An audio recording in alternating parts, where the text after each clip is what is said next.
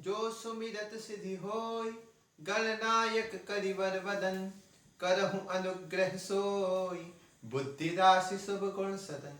सभी सनातन धर्म के अनुरागी भक्तवृंदों को मेरा जय श्री राम। गणेश उत्सव चल रहा है। प्रथम पूज्य, मंगलदाता और विघ्नों का नाश करने वाले भगवान गणेश की हम सभी आराधना और उपासना कर रहे हैं।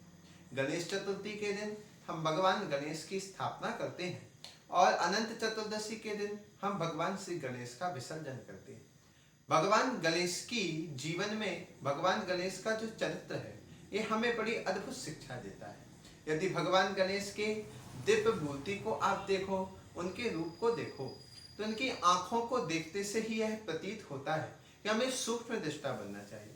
आपने कभी हाथी की आंख को देखा होगा तो छोटी छोटी होती है, पर बड़ी सूक्ष्म, सुंदर और तात्विक दृष्टि की होती है। उसी प्रकार से आप भी सूक्ष्म दृष्टा बनो। एक बात स्मृति में रखिएगा कि जैसे हमारे भाव होंगे वैसा ही हम दृश्य देखेंगे। एक समय की बात थी, बड़ा ही सुंदर दृष्टांत है कि एक दिन हनुमान जी एकनाथ जी की कथा को सुन रहे थे, राम कथा को, और हनुमान जी तो राम कथा के बड़े प्रेमी हैं।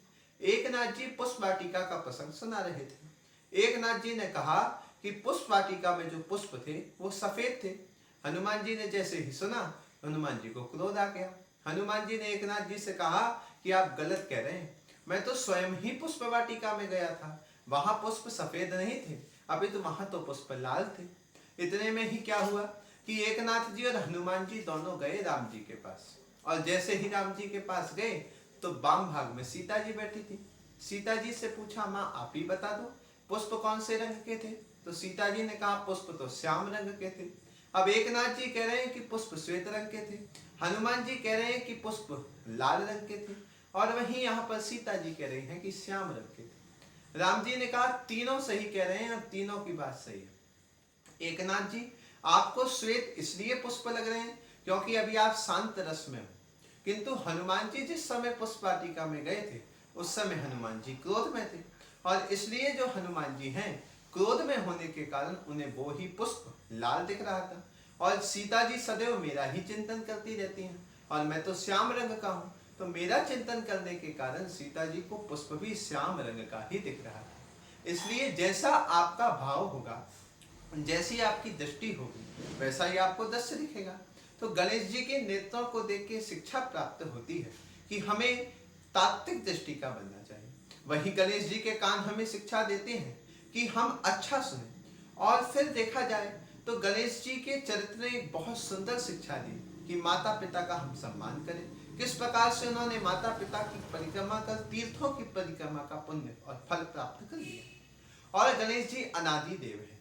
श्री रामचरितमानस में वर्णन आता है कि जब शिव जी और पार्वती जी का विवाह हुआ तो तब गणेश जी की वंदना की गई कि मुनि अनुशासन गणपति ही पूज्यो शंभु भवानी, अस सुनि संशय करहु जनीश्वर अनादि जी जानी।